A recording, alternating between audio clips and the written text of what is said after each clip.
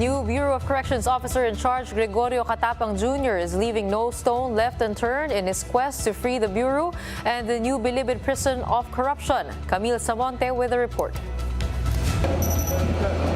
A truckload of beer in cans and other contraband have been discovered at the new Bilibid Prison. The Bureau of Corrections Officer in charge Gregorio Catapang Jr. believes that some BuCor and BJMP personnel are behind this.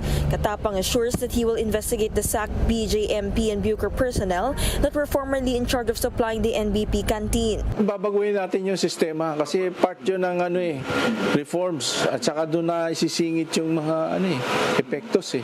The new BuCor OIC will also probe Bureau officials and the staff of suspended BuCor Chief Gerald Bantag, who supposedly earned from the inflow of contrabands at Bilibid. He will likewise be checking if any of the inmate suppliers are related to Bantag. Kasi hindi ka naman pwede mag-operate dito na wala kang supply agreement or whatever. The Justice Department recommended that the BuCor manage the food supply of Bilibid inmates, but Catapang admits this could pose a challenge.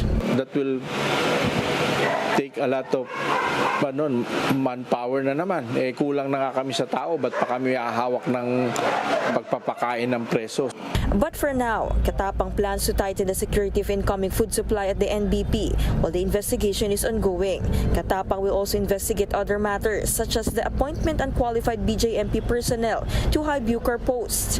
He will also look into BuCor officials with pending cases that have been reinstated to their former positions and PDLs who have suddenly died supposedly due to COVID-19.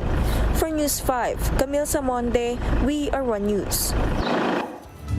Now here to share the latest on the internal cleansing within the Bureau of Corrections, we have with us BuCor Officer in Charge Gregorio Catapang Jr. Good evening, Sir Catapang, and welcome to the big story. First things first, this whole scenario puts into question, the latest developments at least, puts into question the whole gang system inside the Bilibid. Well, we do recognize, like what you mentioned in previous press conferences, that there's a need for gangs inside the Bilibid to at least provide some sense of organization, considering the magnitude and the number of inmates that you have. But at the same time, if these killings actually happen, how are you going to balance that? How are you planning to at least look into this system in order to prevent gangs from being used to carry out such activities? Yes, good evening. First things first, I'd like to say that I want to change their names from gangs to more friendlier atmosphere. Kasi pag sinabi mong gangs, they will be all gangsters inside the prison. So you have to change the name. Maybe a barangay or pangkat will be a better name. And then secondly, now that everything has been exposed, I will now have a chance to really be strict in all the procedures in allowing persons or people to come and go or visit the new Bilibid Prison. Hey, sir, in the recent cleanup that you did, Oplan Galugad, you mentioned that some personnel of the BuCor or the BJMP may have been involved in getting these contraband inside the prison. How are you going to do the cleanup when it comes to the BuCor itself, the BJMP? And what have you uncovered about how these things, the beer, the drugs, laptop, get inside the new Bilibid Prison?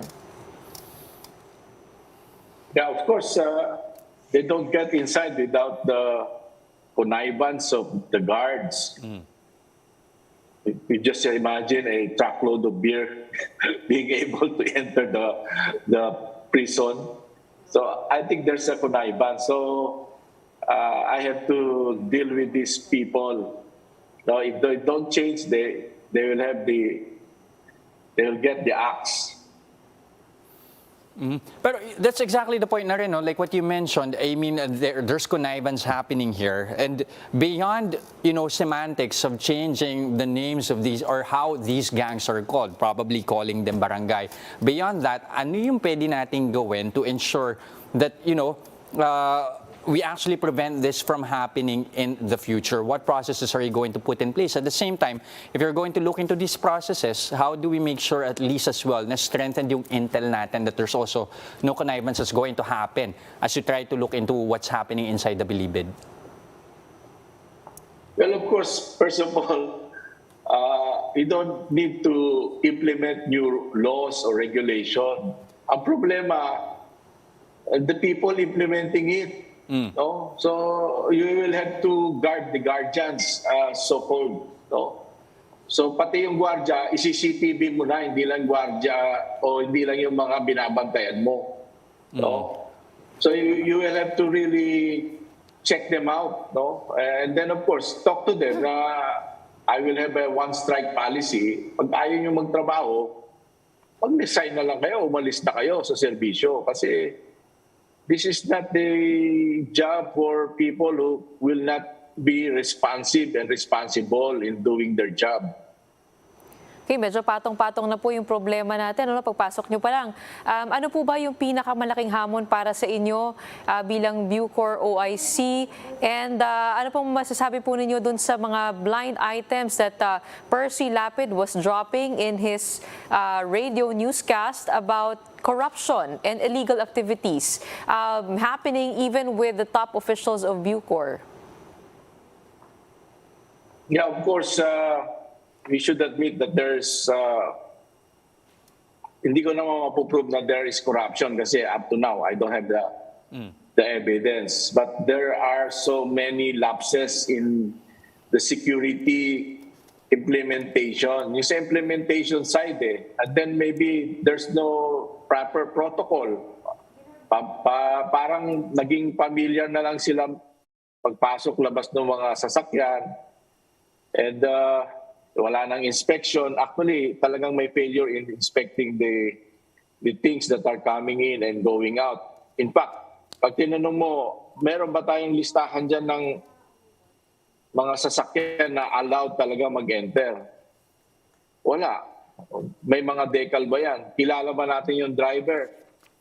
Kaninong sasakyan ba yan? So, these are things that we have to look into and we should implement.